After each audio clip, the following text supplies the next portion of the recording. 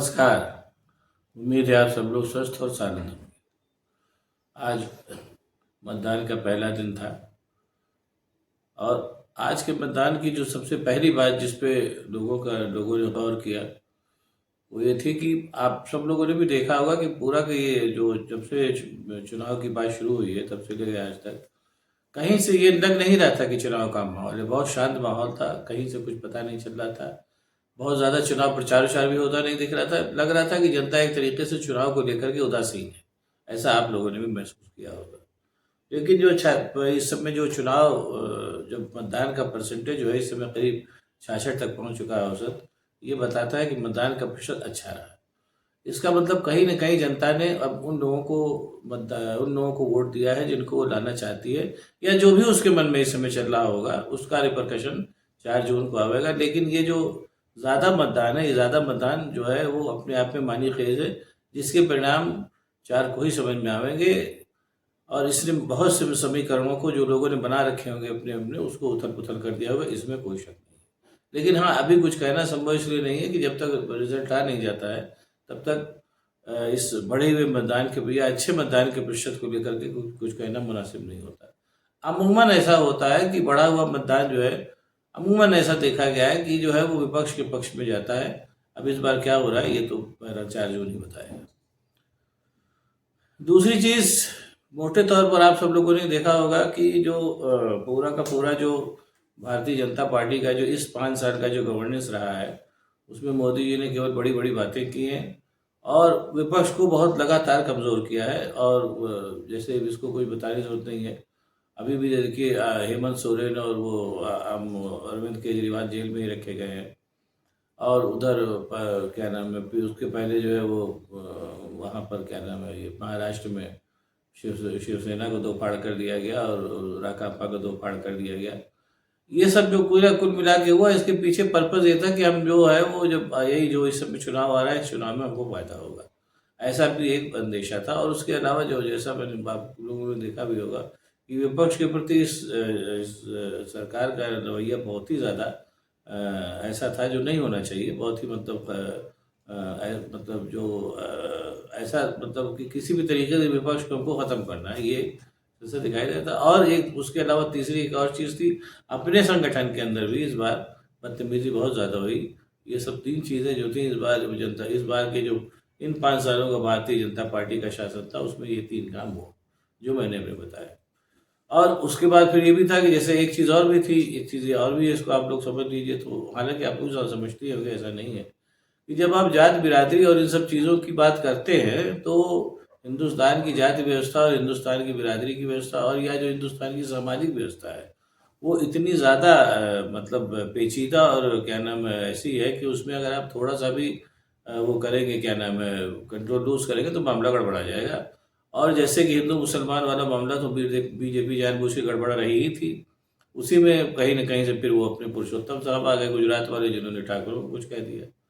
तो उसमें भी जो मैंने कहा था कि जो यहाँ की जाति व्यवस्था है बहुत पेचीदा है। और जब आप इतिहास को पढ़ते हैं, मैंने 1-2 बार पहले भी बताया होगा कि इतिहास में जब आप पढ़ते हैं तो इतिहास में जो पिछड़ी जातियाँ हैं, जिनको आज की तारीख में पिछड़ी जातियाँ कहते हैं, और ठाकुर हैं, और जो उधर क्या पे क्या नाम महाराष्ट्र के पेशवा वगैरह थे, इन सब लोगों के आपसी मतलब फेमिनिस्ट का बहुत लंबा चौड़ा इतिहास रहा है। और इतिहास में एक बहुत बड़ी गड़बड़ बात होती है कि इतिहास को अगर आप बार बार खोदते हैं तो बड़ा कभी कभी बड़ा नुकसान कर देता है, जैसे अभी आपके इस समय कर दिया उसने। और पुरुषोत्तम साहब ने कह दिया कि ठाकुर भवन बेटियां ने शासन किया, उसका नतीजा ये हुआ कि राजस्थान से लेकर के और ये नीचे वहाँ सब थे, सब कुछ मामला गड़बड़ा गया। और वो आज की वोटिंग में करीब 102 सीटों पर वोटिंग हो रही है। और सब जगह से जैसा कुल मिला करके वो आ रहा है, क्या नाम है, इस फीडबैक आ रहा है, कहीं पर भी भारतीय जनता पार्टी की हालत ऐसी नहीं है कि उसको लेकर के बम बम हुआ जाए। तमाम जगह जो है वो जो विपक्ष है उसकी हालत अच्छी चल रही है। और आपके जैसा हो रहा था कि ये क्या नाम है, आपके पश्चिमी उत्तर प्रदेश में ठाकुरों ने अपना काम करना शुरू कर दिया है। ये सब हो रहा है जो जिसकी उम्मीद थी। और वही मैंने कहा ना कि जब आप वो चीज़ों अपने कंट्रोल नहीं रख पाते हैं चीज़ों को, तो फिर यही होता है जो इस समय हो रहा है। और बिहार में एक बात और सामने उभर के सामने आई है, खैर बिहार की जैसी राजनीति वैसा हो भी सकता है, अभी कहा नहीं जा सकता कि क्या हो रहा है। लेकिन बहरहाल ये भी हो रहा है कि बिहार में अंदर खाने नीतीश कुमार ने अपने जो मतदाता मतलब उनको जो है वो उसकी मदद करने को कह दिया है, क्या नाम है, तेजस्वी की, क्योंकि जो अगला अगला हो सकता है एक बहुत बड़ी संख्या ऐसी है जिसका ये मानना है कि अब ये बीजेपी की चला चली की बेला है। तो बीजेपी की जब चला चली की बेला होगी तो जाहिर सी बात है उसके बाद नीतीश कुमार खतरे में पड़ेंगे और पुराने आदमी इस बात को जान भी रहे हैं। तो इसको लेकर के उन्होंने जो है वो अभी से कहना है, ये बातें छन के सामने आ रही है, किस हद तक सही है मुझे नहीं मालूम, जो जो पढ़ने सुनने में देखने में आ रहा है वो मैं बता रहा हूँ। तो ये कुल मिलाकर के नौबत है, जो जो भी वोटिंग परसेंटेज इस समय पड़ रहा है वो पूरा का पूरा वोटिंग परसेंटेज जो है कहीं से भी भाजपा को बहुत ज़बरदस्त बढ़त दिखाता नहीं दिख रहा है। जो कुल मिलाकर जो जो आ रही है, जो सूचनाएं छन के आ रही है वो ये है कि भाजपा जो अभी जो पहले चरण का चुनाव हुआ है इसमें भाजपा कहीं पीछे है, विपक्ष कहीं आगे है। ऐसी बात ये कुल मिलाकर के इतनी बात सामने आई है। अब इस चुनाव के बाद एक चीज़ और भी देखनी पड़ेगी।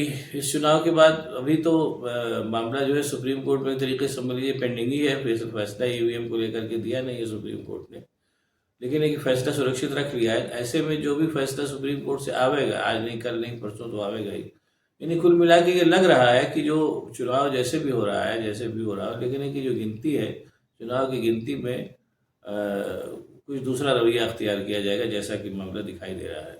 चाहे चाहे वो पुरानी ही बात मान ले सुप्रीम कोर्ट कि वीवीपैट की सारी पर्चियों को मिलाने से किया जाए, ऐसा वो हो सकता है, जो भी हो। बहरहाल कुल मिलाकर के लग रहा है कि जो इलेक्शन का जो गिनती होगी वो गिनती का भी प्रकार वो नहीं होगा जो अभी तक हो रहा था, आगे होगा। उसको लेकर के भी अभी कैसे होगा ये तो मैं नहीं कह सकता, सुप्रीम कोर्ट का निर्णय ही उसमें काम आएगा, लेकिन इतना दिखाई दे रहा है कि पुराने ढंग से गिनती नहीं होगी, इतना दिखाई दे रहा है। और दूसरी बात ये भी, जैसे मैंने कहा, जो पहले दौर का वो है कि भारतीय जनता पार्टी की हालत तो बता रहे चुनाव में मतलब थोड़ा गड़बड़ चल रही है, विपक्ष थोड़ा सा आगे, जो आज की वोटिंग पैटर्न उसमें दिख रहा है। तो आज के वोटिंग पैटर्न में अगर आप मोटे तौर पर चलिए, जैसे पश्चिमी उत्तर प्रदेश की सीटें कम हुई या बिहार की सीटें कम हुई, तो वो कुल मिलाकर के भाजपा की सीटें कम ही होंगी जैसा दिखाई दे रहा है।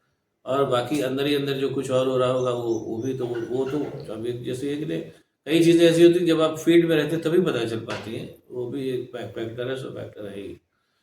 तो ये कुल मिलाकर के इतना कहा जा सकता है कि जो ये बात कही जा रही है कि भारतीय जनता पार्टी की हालत इस बार खराब है, ऐसा लग रहा है कि सचमुच खराब है। और जिसको कहते हैं ना कि आगाज से पता चल जाता है कि अंजाम क्या होगा। तो आगाज जो है कुल मिलाकर के एक गड़बड़ लग रहा है भारतीय जनता पार्टी को लेकर के। और सबसे बड़ी बात कि पूरी की पूरी जनता एकदम मौन है, कुछ नहीं बोल रही है। वो कहीं ना कहीं से इस पूरे चुनाव में मौन का मतलब है कि जनता जो है ठंडे दिमाग से विचार कर रही है कि हमको कहाँ से क्या फ़ायदा हुआ, क्या फ़ायदा नहीं हुआ, और उसी ठंडे दिमाग से विचार करने के बाद वो वोट देगी।